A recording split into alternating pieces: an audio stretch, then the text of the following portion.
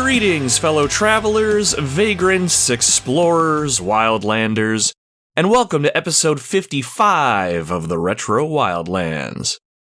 My name is Nomad, and this is my gaming podcast where I like to share my thoughts and experiences with a video game that I've discovered or rediscovered while roaming the gaming wildlands.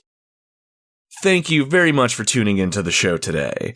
Expeditions into the wildlands are always an adventure, but they're infinitely better when you join us for the ride. If you've been with us before, I'm very glad to have you back. Your usual seat by the campfire is ready to go, so whenever you get yourself situated, make yourself comfy. If this is your first time with us, welcome! Normally on the Retro Wildlands, we'll talk about a specific video game, and I'll share with you my thoughts and experiences while taking you through parts of the game so you can either experience it for the first time and get an idea of what the game's all about, or if you just want to float on a river of nostalgia, you can do that if you've played the game before. On today's episode, however, we're doing something a little different. After our last episode, where we talked all about Gunstar Heroes on the Sega Genesis/Mega Drive, I started thinking about all the cool weapons and weapon systems I've used over the course of my gaming career. The weapons we as gamers have used over the years can serve some pretty mundane purposes, or they can be the tool required to literally save the world. While weapons are generally just tools used to accomplish a larger goal, I find how they are used, as well as what they can sometimes represent, to be fascinating. Some weapons can be a direct representation of a specific character, or they can serve as a representation of the journey and personal development the character went through during the course of the game. And what's interesting to me is that sometimes can rub off on us as the player as well. Or weapons can just sometimes be downright devastating to your opposition and serve no greater purpose other than to line the parts and pieces of your enemies at your feet. Thinking back on all the video games I've played, both retro and modern, I've been fortunate enough to wield some incredible weapons.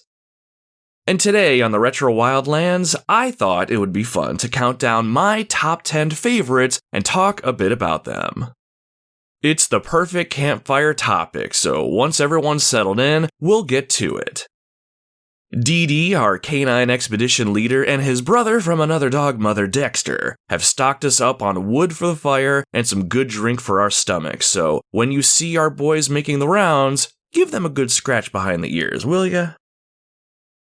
Now, before I recorded the audio for the show, I put a call out for comments on our social media platforms in order to give you listening a chance to chime in about your favorite video game weapons.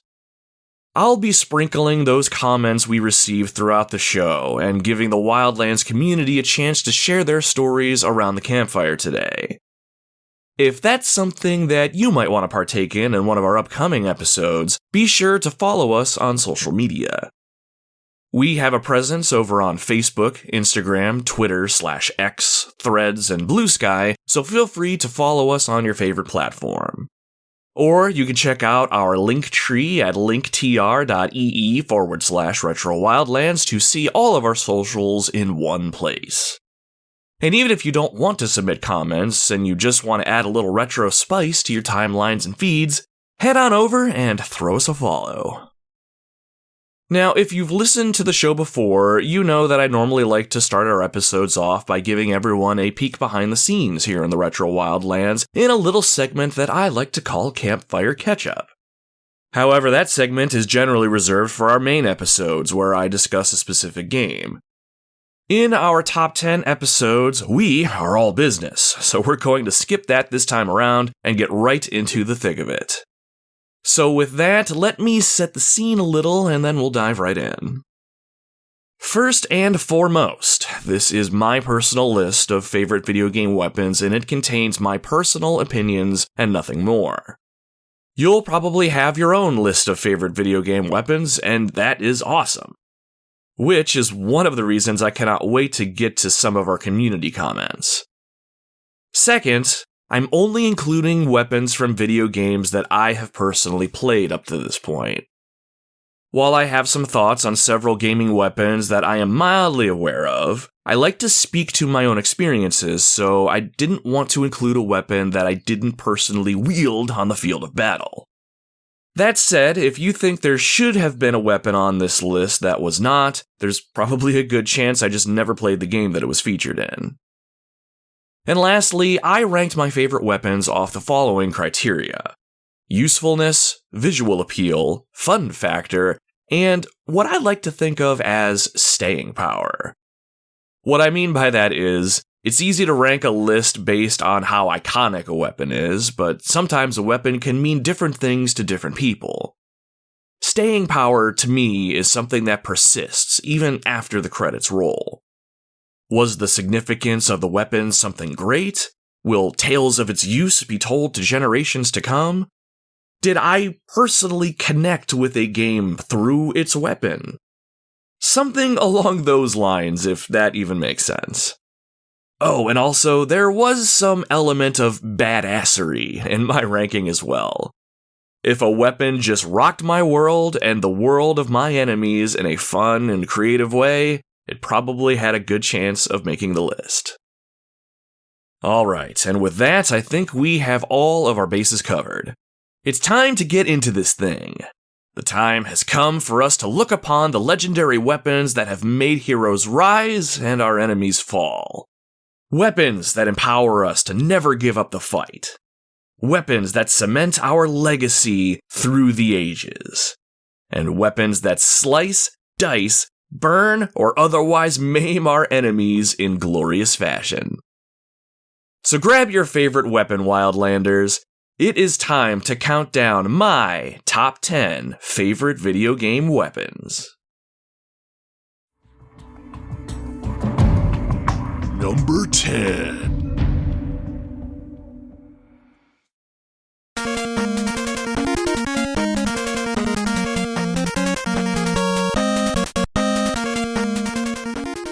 Number 10 on my list of favorite video game weapons is the Metal Blade from Mega Man 2. For those of you who've defeated Metal Man and gotten the chance to sling some metal blades around in this game, I think you'd agree with me that this weapon is one of the best in the game and even one of the funnest to use.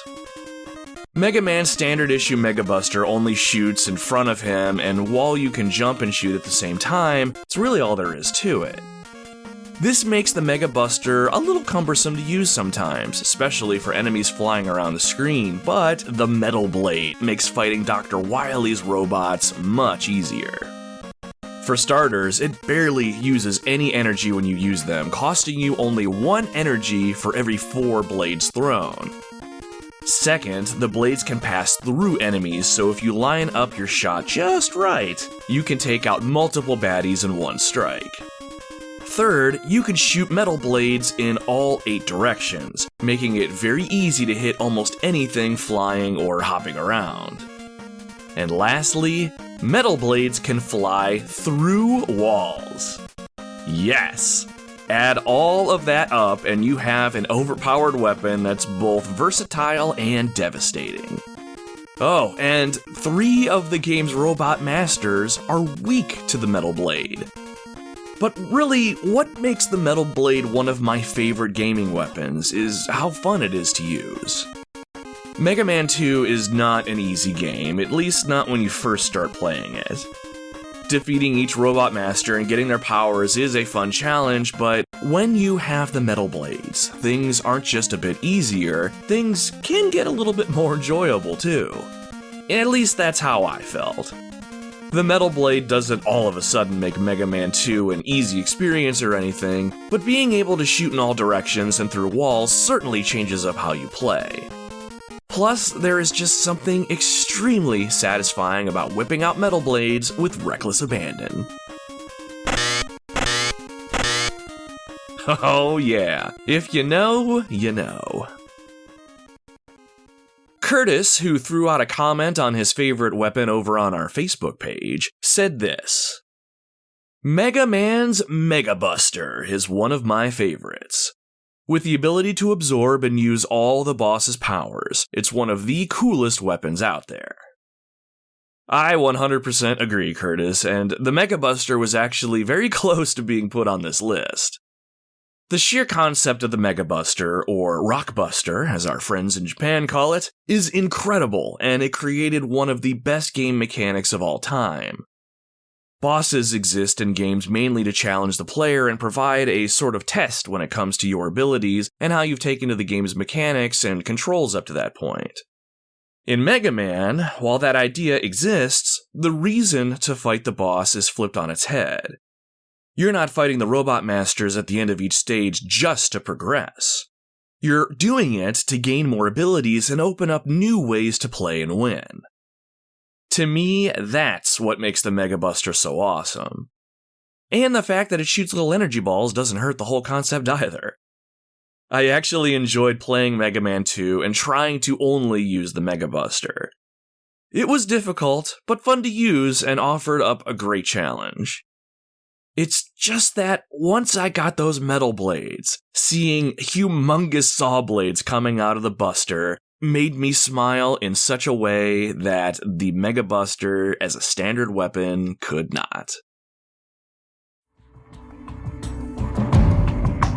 Number 9.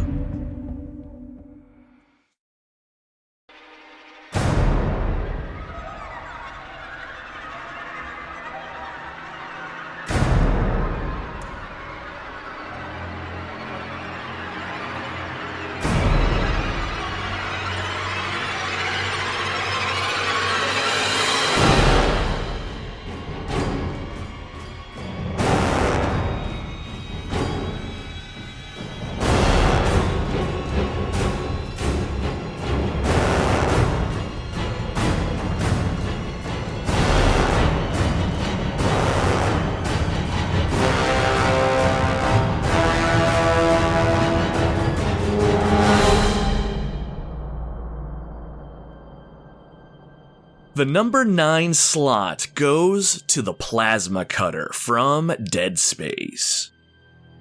A lot of times in video games, a character's starter weapon is just that. It's what you start off with, and generally you're going to find something better, more powerful, or more useful, and you'll set your starter weapon aside. But that is not the case with the Plasma Cutter.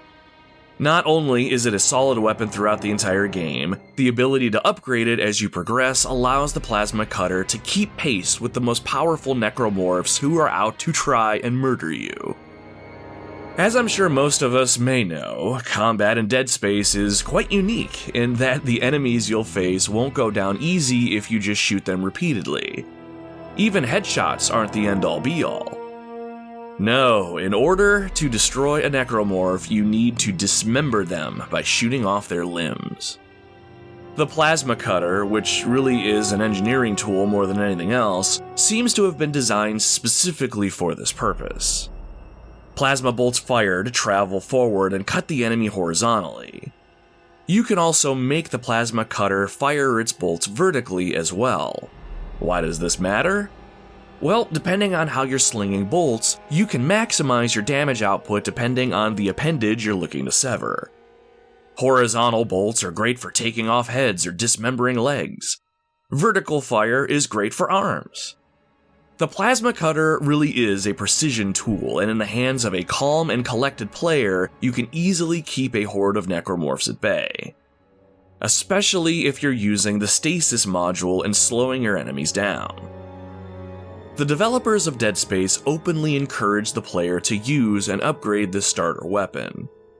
One of my favorite PlayStation trophies I have on my profile is the One Gun trophy, where I completed this game using only the Plasma Cutter, and it was probably my favorite way to play the game if I'm being honest. The Plasma Cutter is a great weapon, but at the end of the day, it does fire slowly and can be a little clunky against some of the bigger, faster enemies.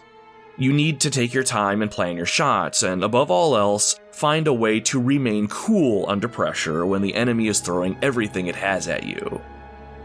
But really, the Plasma Cutter is one of my favorites because of its versatility, how fun it is to use, and how much of a badass you feel like when you're taking out enemies one after another with it.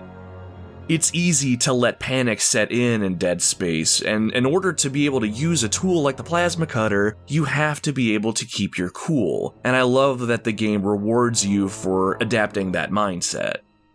But remember, that's gonna be the key.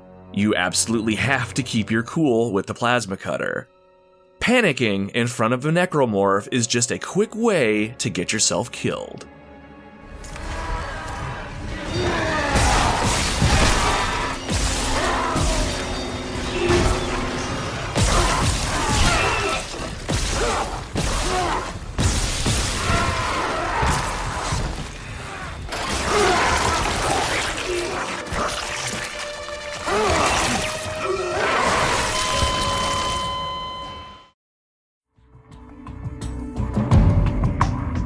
Number 8.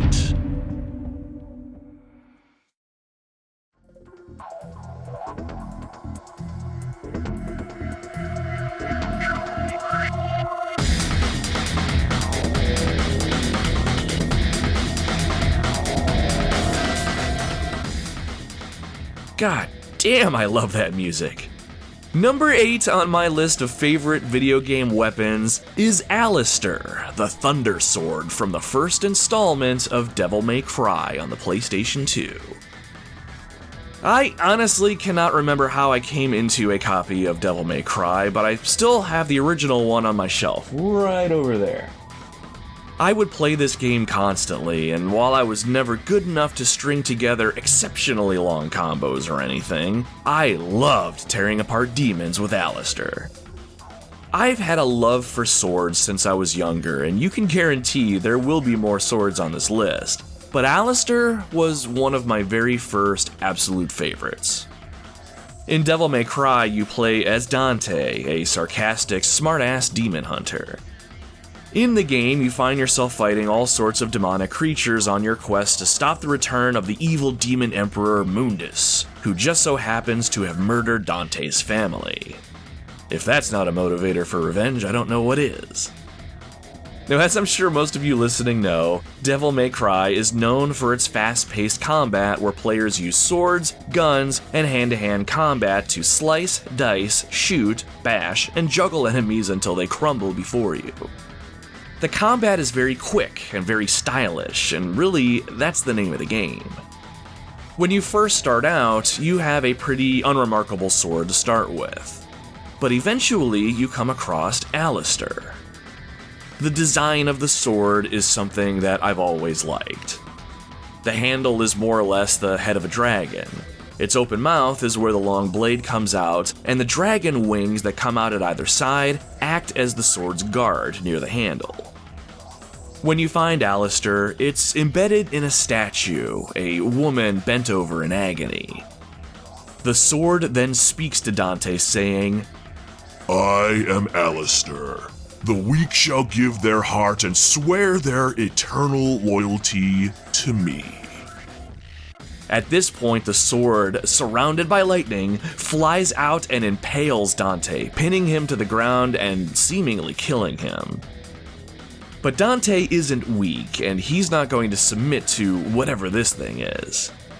He awakens, and in one of the coolest scenes I've seen in a video game, Dante raises himself up and pulls himself to his feet, all the while the sword still embedded in the ground. Yes, he literally pulls himself up, and the blade, handle and all, passes right through him. It's bloody, it's gory, and it's completely badass. Then Dante grabs the sword and takes it as his own. I don't know why I like this scene so much, maybe I'm some sort of sicko, but it was incredible to me as a kid. Once you have Alistair, you have an expanded moveset as well as access to Dante's Devil Trigger ability. Channeling Alistair's lightning power, you can gain incredible speed and even transform into a winged demon and shower your enemies with Emperor Palpatine-style lightning bolts. It is awesome. But while Alistair has an incredible design and made one hell of an entrance, I really fell in love with this weapon because I found so much fun in playing Devil May Cry back in the day. I love chaining combos together, slicing enemies into the air, using Dante's dual pistols to juggle them, and then bringing Alistair slicing upwards into them before batting them down to the ground again. This experience honestly reminded me of those times that I would find the perfect stick in the woods, or got my hands on those long wrapping paper tubes. I loved swinging around pretend swords when I was little, and Alistair was the very first fantasy sword that helped me relive that magic, and it just made it so much fun to be a devil hunter. Speaking of swords, Aaron from the Super Pod Saga podcast chimed in over on our Twitter/X page and said, "Brotherhood from Final Fantasy X is one of my all-time faves. Nothing beats the hook at the end, and it's made out of water, I think."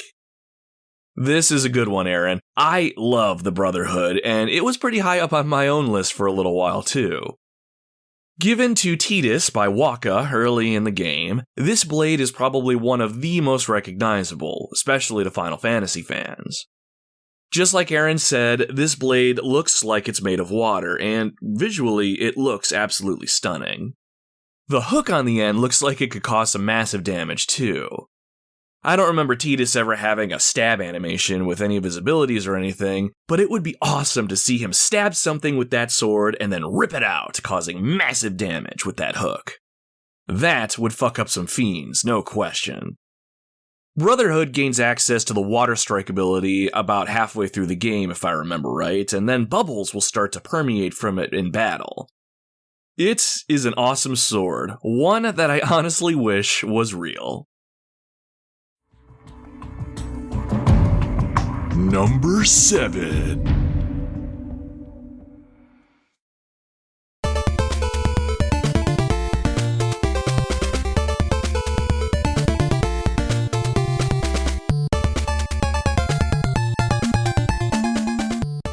Wielded by multiple members of the Belmont clan and responsible for the deaths of countless demons, ghouls, and vampires, the Vampire Killer from the Castlevania series is number 7 on my list of favorite video game weapons.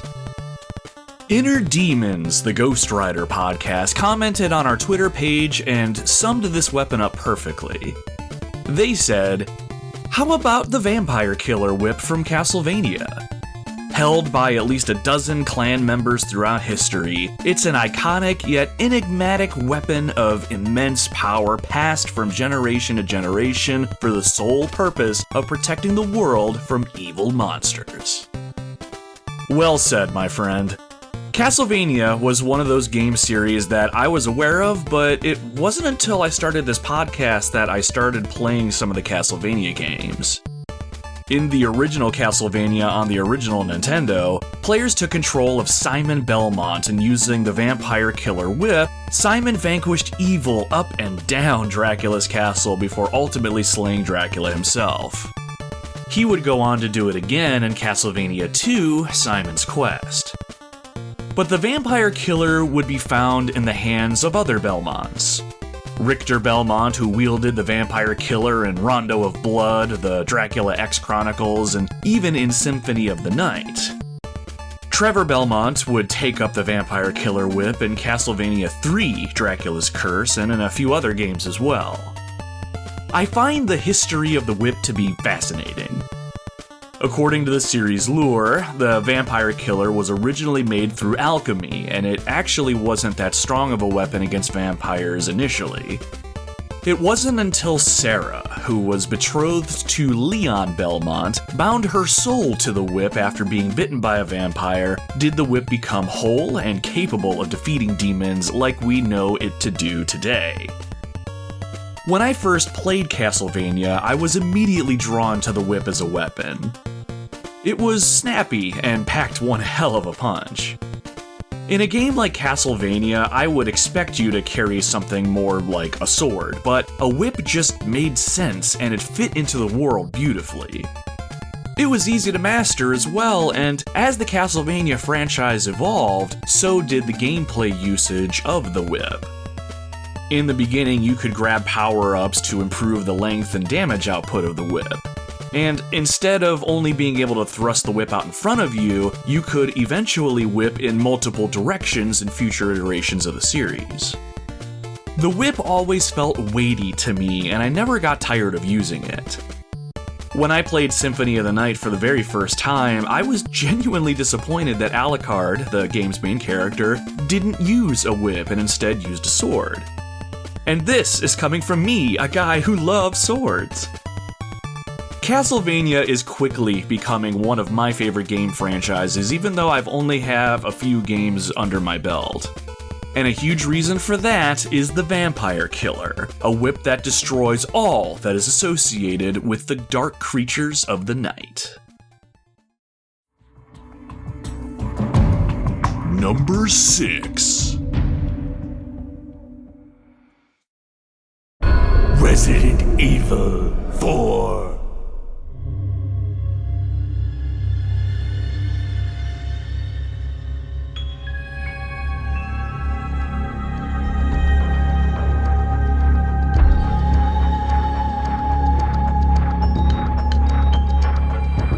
I love the Resident Evil franchise, and just like many of you, I'm sure, Resident Evil 4 is a game you love as well.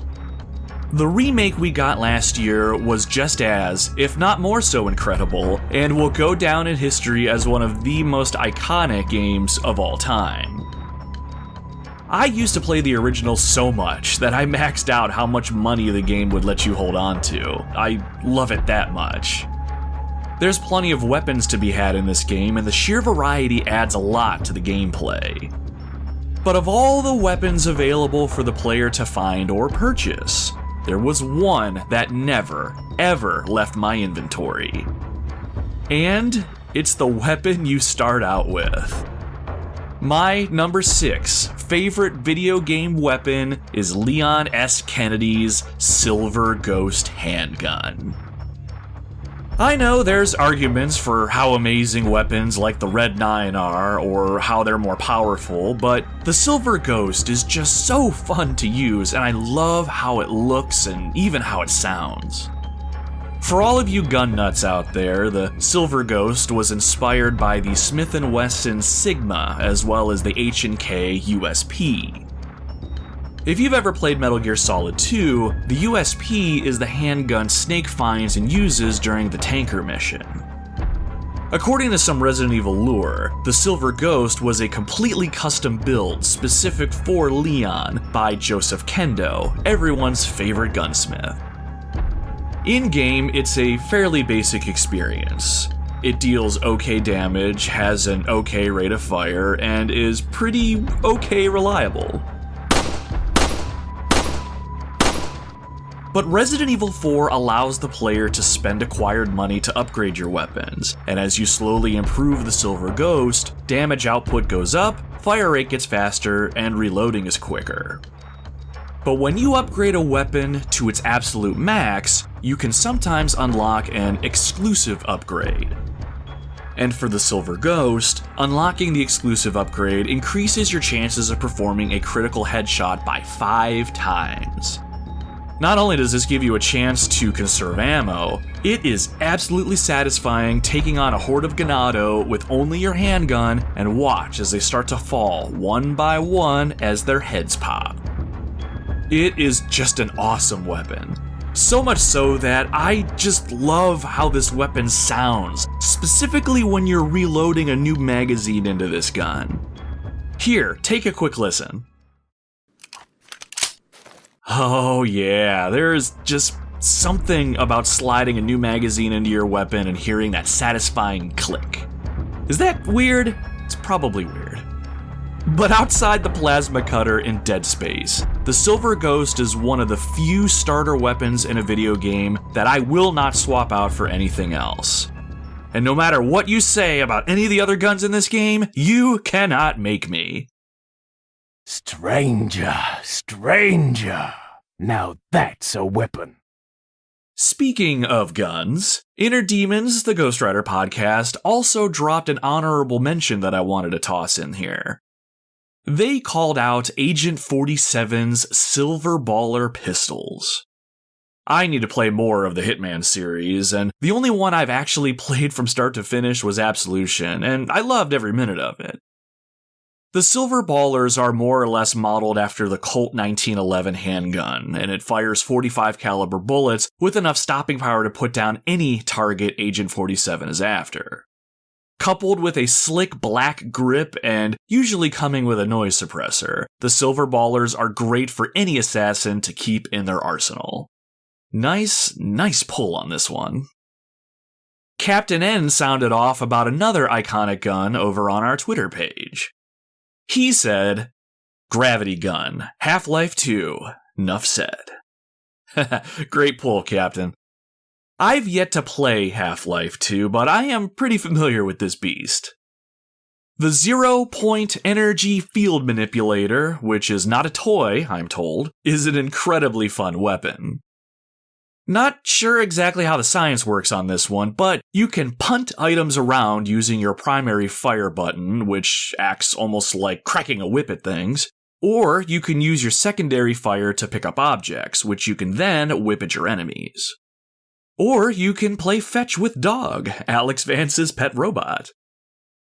I love weapons like this that allow you to manipulate objects in the world and use them to your benefit like this, especially for combat.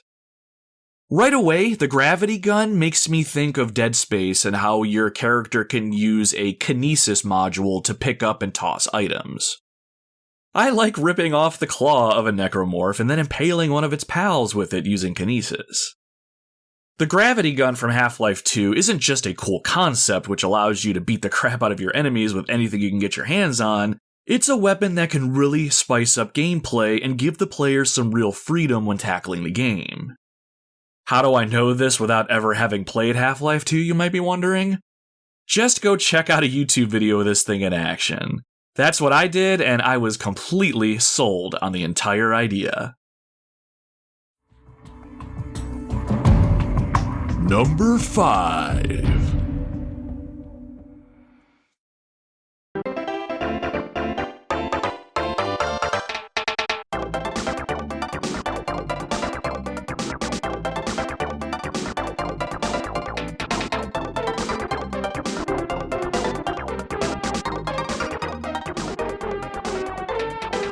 My number 5 weapon is one that helped me win countless races and allowed me to punish and humiliate my cousin Eric in battle mode.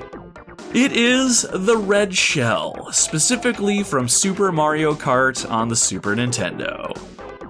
I love this weapon, and I'd venture most of you listening are probably familiar with it. I can't remember when we got Super Mario Kart for the Super Nintendo, but I played it a decent amount, and I played it a lot when my cousins came to visit.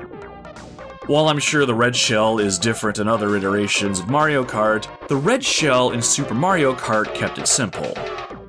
Having this item on you during a race immediately gave you an advantage. When you throw out a red shell, it will home in on a driver ahead of you, and when it connects with them, it'll cause that driver to spin out and lose some coins in the process. It is a very stupid comparison, but the red shell always brought me back to my favorite movie, Top Gun.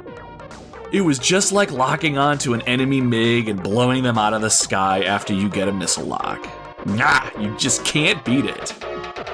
Sure, you can make an argument that the blue shell in newer Mario Kart games is far superior with how it takes out whoever's in first place, but there's just something about the red shell that puts you in control of the destruction that you want to dish out, and you get to see that destruction happen right in front of you.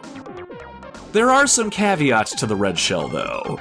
You can't shoot it backwards, and if it somehow hits an obstacle or a wall, the shell gets destroyed with no payoff. But if you launch one, there's no real way for your opponent to dodge it unless you fire around a corner or something and hit the side of the track. I also noticed that in Grand Prix mode, computer-controlled drivers don't pick up red shells. At least I don't ever remember getting clobbered by one. But while the red shell is a force to be reckoned with, and it's my go-to weapon of choice in Super Mario Kart if I can get my hands on it, I mainly like the red shell because it reminds me of all the times my cousin Eric and I would play battle mode over and over again when we were kids. In battle mode, each racer has 3 balloons around their cart which act like 3 lives. If you get hit with something, you lose a balloon. Lose them all, and then you lose the match. Eric and I would play for hours, and honestly, I am not even sure why he kept wanting to play with me. While I did lose the occasional match here and there, I constantly beat that poor boy's ass. I don't think I ever gloated or anything, but deep inside, I was pretty smug about it. Eric, I know you're listening to this, so I just want to say this. I absolutely treasure the memory that we have of playing this game so much together. It makes me smile just thinking about it, and remembering all the times that I beat your face in makes me smile as well. Seriously though, bro, playing Super Mario Kart with you is one of my favorite childhood memories, and they will be ones that I absolutely cherish for the rest of my life. One of you out there had another Super Mario-esque weapon as one of your favorites, and this seemed like a good place to call that one out. The Retro Rehab podcast sounded off on our Twitter/X page and said, Bowser's Chomp Chain from Super Mario RPG is always so satisfying to use. Plus, and this is in all caps, it's a chain chomp for a weapon. Haha, hell yeah, my friends. Super Mario RPG has no shortage of weapons. From hammers to Koopa shells to umbrellas and claws, there is something for every taste. But having Bowser use a chomp chain for a weapon is just top tier. When you use it, Bowser swings the chomp on a chain and then whips it at an enemy. Best part is, if you can time your button press just right when the chomp lands, it chows down on your enemy in spectacular fashion. With a great big nom nom nom nom comes some excellent damage. Great call with this one. For me, this weapon is second only to Bowser's Hurley Glove in Super Mario RPG, which allows him to literally pick up Mario and throw him as a weapon. Between this and the Chomp Chain, do we really have to wonder why Bowser is as awesome as he is? Number 4.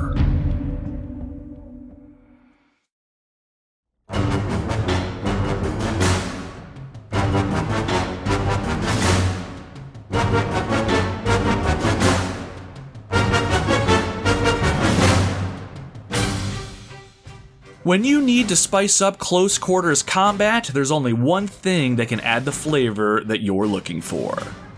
And that is a chainsaw. But wouldn't it be awesome if you had a chainsaw on the end of your assault rifle? Well, that is exactly what the Lancer from Gears of War brings to the table. Number 4 on my list of favorite video game weapons, the Lancer is just incredibly fun to use. I've talked about the Lancer in some other episodes of the show, so I'm not going to drone on here, but seriously, this weapon is just awesome. Not only does the chainsaw on the end of the rifle look badass, it is incredibly satisfying sliding the blade down the front of a locust and watching their bits and pieces fall to your feet. It is almost therapeutic now that I think about it. But in all seriousness, one of the bigger reasons I like this weapon so much is that it does spice up the third-person combat a bit. Melee attacks in general in shooters can be a mixed bag. They can either be unreliably weak and hard to pull off, to ridiculously overpowered and balance breaking.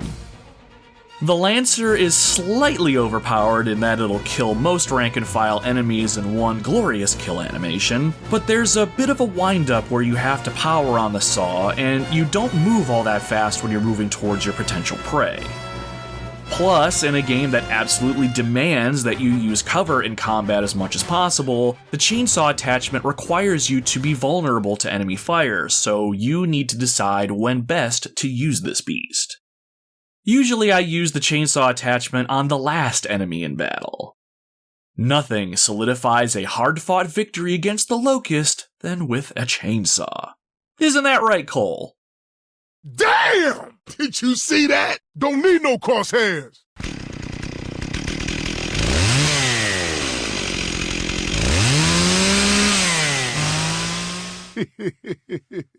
Oh, shit, I got some on me.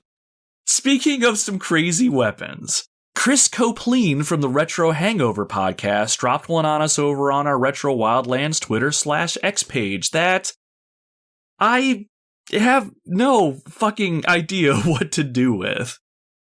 Chris said, Suzuki Escudo Pikes Edition from Gran Turismo. Yes, Gran Turismo is an RPG. No, I will not be taking questions. Yeah, so the Suzuki Escudo, if I'm even pronouncing that correctly, is apparently a pretty iconic car in the Gran Turismo games. I had to do some reading up on this thing, and the first thing I noticed was the way it looks. The spoiler on the back of this thing is absolutely ridiculous. It almost looks like a full-size picnic table. And as far as the specs go, this baby easily pumps out around 1,000 horsepower. I think this vehicle debuted in Gran Turismo 2, and apparently it was an extremely good vehicle to use, almost game-breaking. Pikes Peak is a real-world location in Colorado, and the Pikes Peak International Hill Climb is an annual hill climb event where racers race a course that's strictly uphill. The Suzuki Escudo was built with the sole purpose of running this course. In its own way, it is a powerful weapon that will surely leave your opponents in the dust, so, you know what? Fuck it. The Suzuki Escudo Pikes Peak Edition is a weapon. A 1,000 horsepower weapon on wheels. Number 3.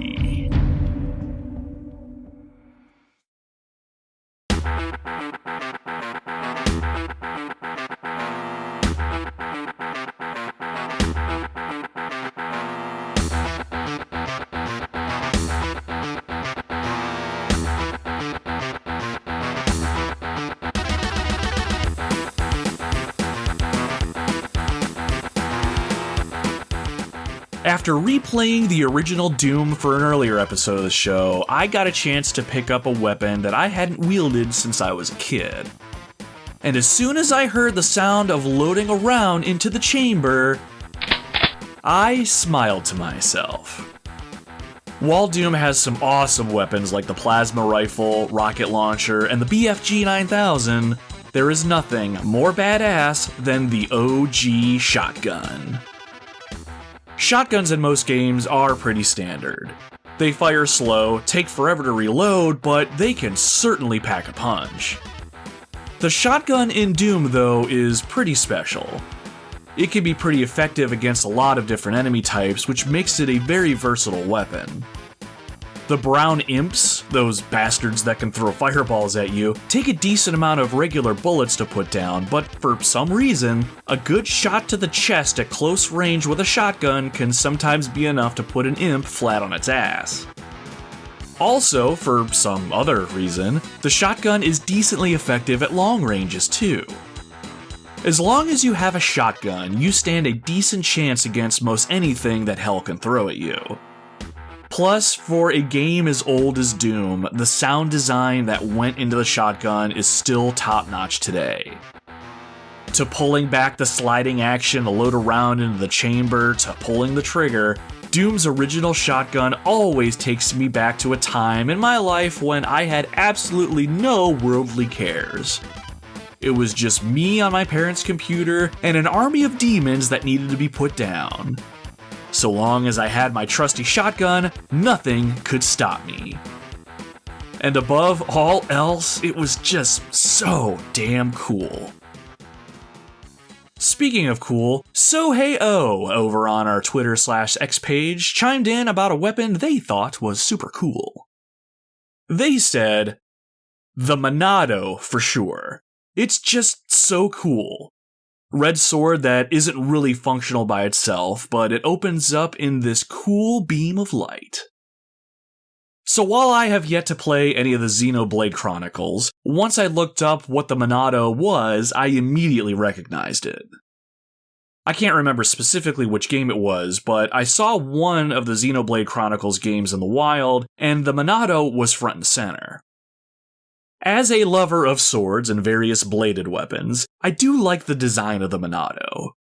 The blue beam that protrudes out the top looks awesome, and from what I've read, there's a lot of backstory to this weapon that I'm sure any of you that have played Xenoblade before understand.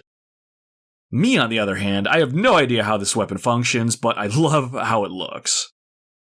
One of these days, I would like to jump into Xenoblade and understand what all the hubbub is about, but until then, I'll admire it from a distance, and that includes the Crimson Red Monado. Randy Barrage tossed out a couple of their favorite weapons over on our Instagram page. Randy said, Link's hookshot and Kratos' Leviathan axe. If I had to make a list of my favorite items from the Legend of Zelda series specifically, the hookshot would be number 1 on that list. I love how useful the hookshot is, and anytime I play A Link to the Past, the hookshot, as soon as I pick it up, immediately becomes my secondary weapon, and I rarely change it out for anything else unless I need to use something else for a puzzle or something stupid. In A Link to the Past specifically, it can slightly damage enemies, freeze some other enemies in their tracks, pulls you across gaps if you can hook onto something across the way, and it'll grab items and bring them to you if you don't want to walk over to them yourself. There's not a lot the hookshot can't do, so I think this is a great choice. Kratos' Leviathan axe is another awesome weapon. I think the one thing I like most about it is its simple design. Plus, it's a much more appropriate weapon for Kratos in the newer games compared to his Blades of Chaos. Don't get me wrong, the Blades of Chaos are awesome and they almost made this list, but the versatility and overall badassery of the Leviathan axe make it an amazing weapon. My favorite thing about it is the ability to have you recall it, like Thor in the Marvel Universe recalls his hammer. I think it's the fully upgraded version of the axe that has it decorated with an ornate gold design on the blade and the handle, and it looks absolutely stunning when it gets to that point. But most of all, the axe absolutely ruins the day of anything that gets in its way and makes a perfect weapon for the God of War. Number 2.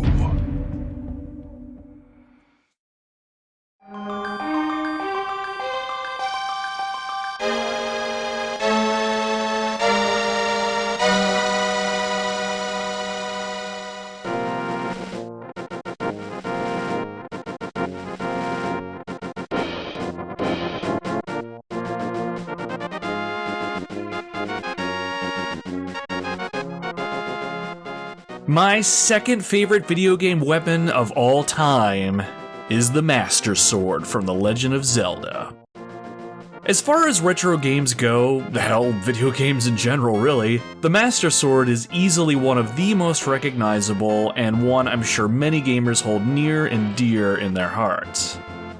Having only completed a couple of games in the series, I almost felt as though I didn't deserve to have this magnificent weapon on my list at all, but the few times I have wielded this weapon have been special to me and I love what this sword represents, at least according to my personal interpretation. While I've only wielded the Master Sword in A Link to the Past and Breath of the Wild, I found myself having a similar feeling when getting my hands on the sword for the first time and using it. When I was playing A Link to the Past for the first time, I found myself in love with the idea that, as I played through the game, I found myself slowly becoming the hero. As players, we start out with nothing other than a call to action. In A Link to the Past, you hear a voice calling for help.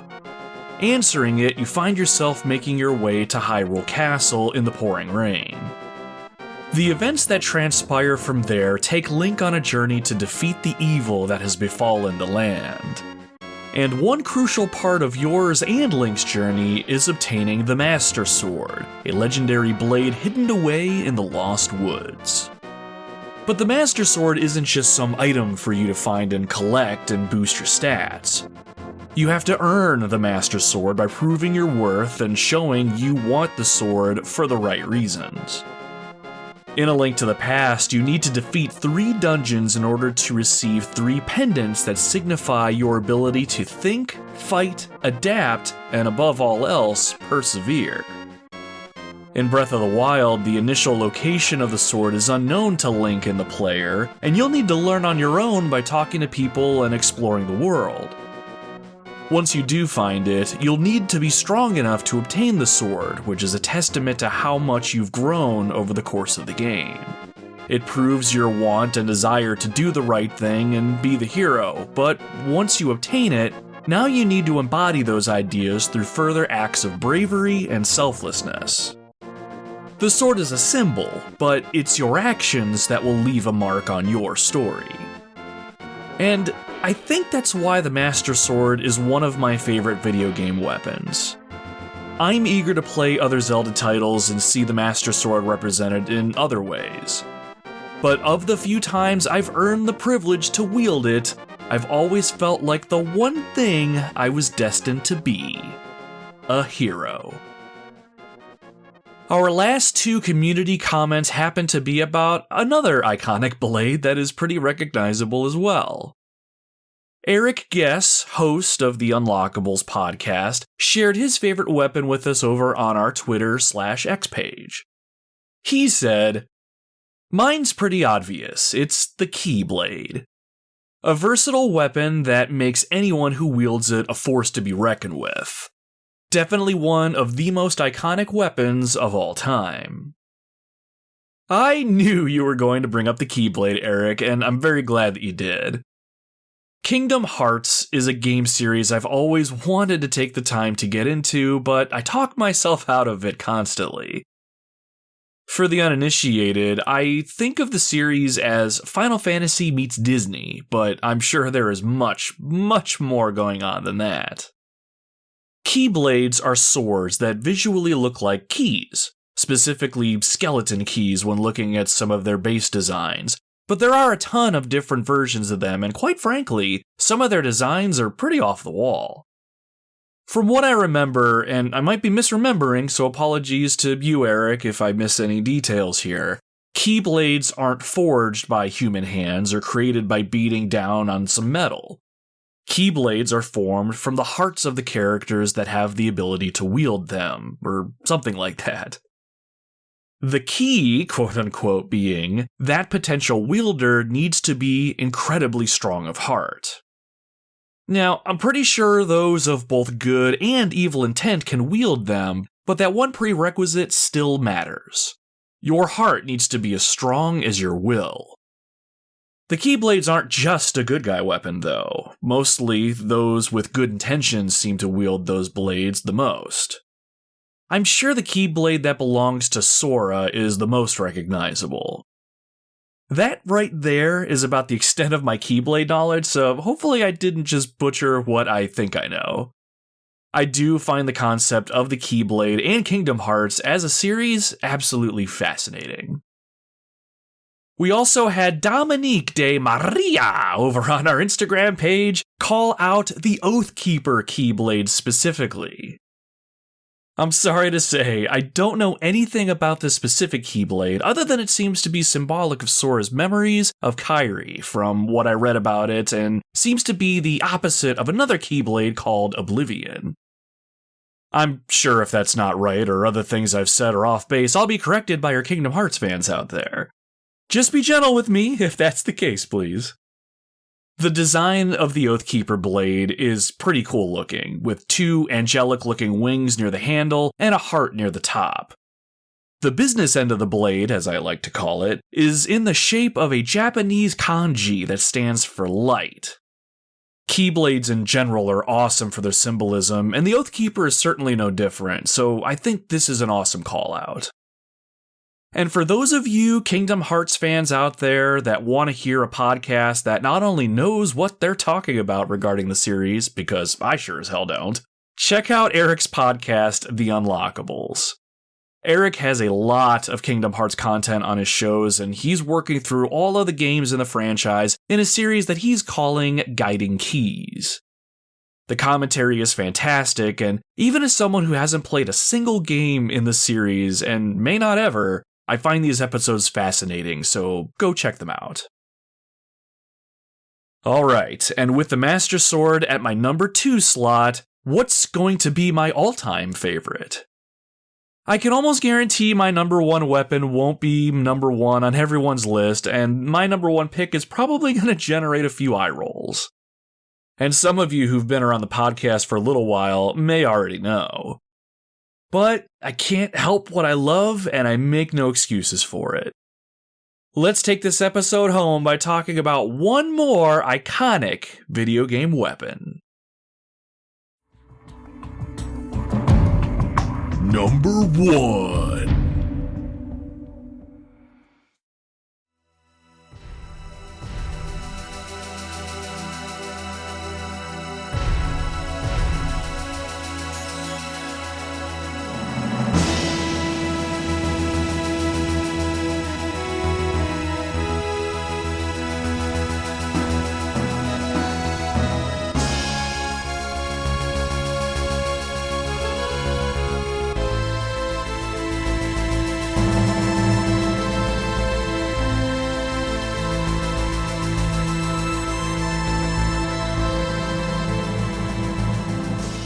My absolute favorite video game weapon is the Buster Sword from Final Fantasy VII.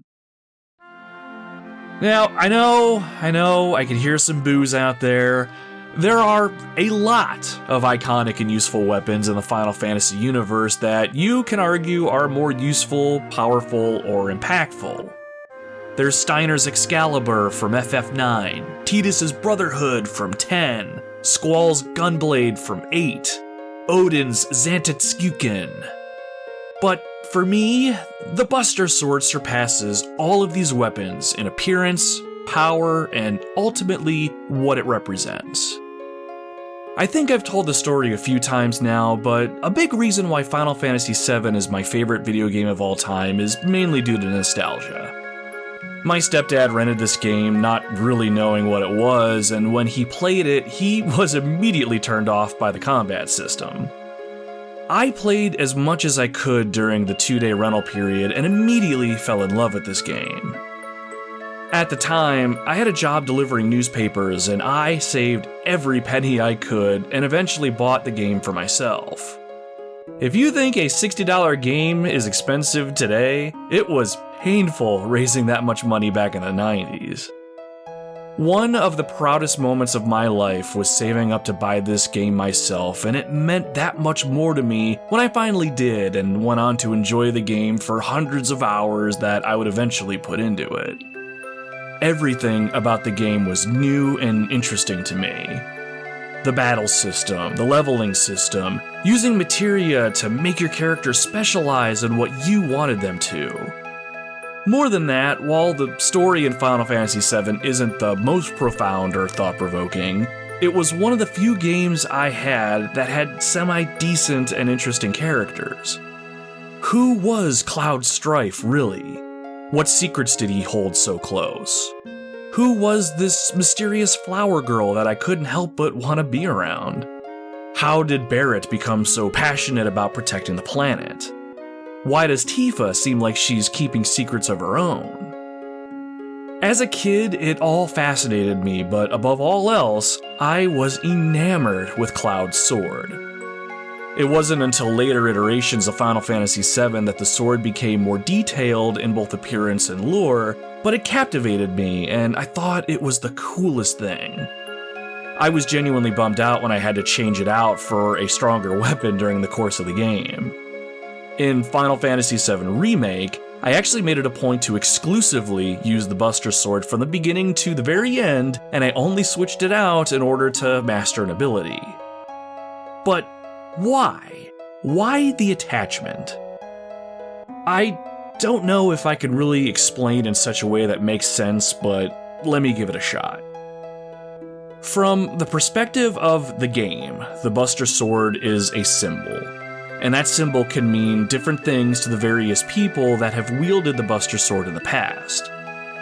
We learned that in Crisis Core Final Fantasy VII, the prequel to the series, the Buster Sword was made exclusively for Angeal Hewley by his father, and it was a symbol of their family's honor. Honor was something Angeal felt strongly about and tried to pass the idea of honor and embracing one's dreams to those he mentored. Zack Fair, who would later inherit the Buster Sword from Angeal, was tasked with continuing that mindset. But the passing of the Buster Sword wasn't just about maintaining one's honor.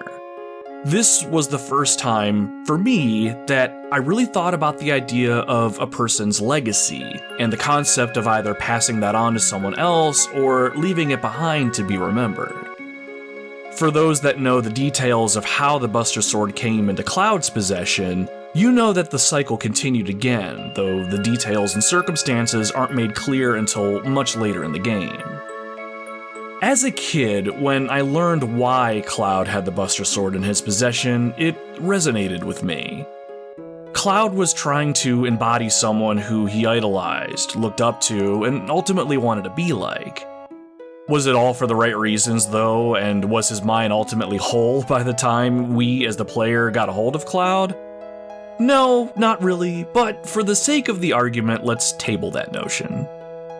I looked up to and idolized some of my closest friends in school, and the concept just hit home for me. Granted, even though Cloud's circumstances are a little extreme and he had some crazy things surrounding him, I really looked up to some of my closest friends, and they helped push me in ways that they'll never even realize. Even though I had a fantastic group of friends, I always felt like an outsider. Always just one step behind when it came to grades, book smarts, and street smarts. And even though I never had any siblings or anything to push me at home, and my parents mainly just focused on keeping me fed and watered and alive, I found ways to push myself when I was younger in order to keep pace. And a lot of what kept me going was how much I admired my peers and the things that they had accomplished. This mentality even persists in my adult life today, and even my work career. It's probably a dumb way to tie all of this together, but when I look at the Buster Sword, I think about the person I was, the person that I am, and the person that I want to be. To me, the Buster Sword is symbolic of the idea that a person can truly be who or what they want. Whether it's a fierce warrior, a charismatic friend, an honorable person, or even a kind-hearted mentor. The long chef's knife of a blade may look simple by design, but it means a lot to me. And maybe I'm just pulling things out of context, and none of this truly relates to the intentions the developer had behind the actual sword's conception. This is what I choose to have it mean for me. The Buster Sword makes me think of where I've come from, where I've been, and where I'm hoping to go next. And it makes me think of the sort of person I want to be when I get there.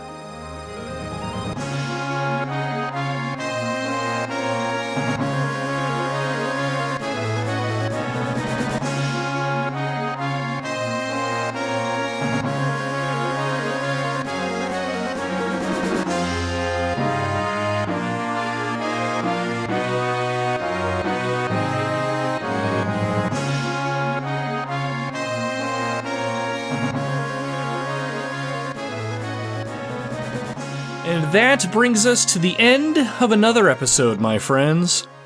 This has been episode 55 of the Retro Wildlands, a countdown of my top 10 favorite video game weapons.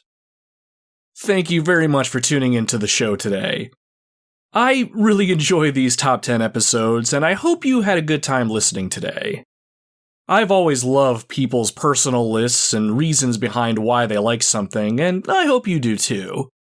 I'm very eager to hear your thoughts on this list, so if you think of it, reach out to me over on social media and let me know.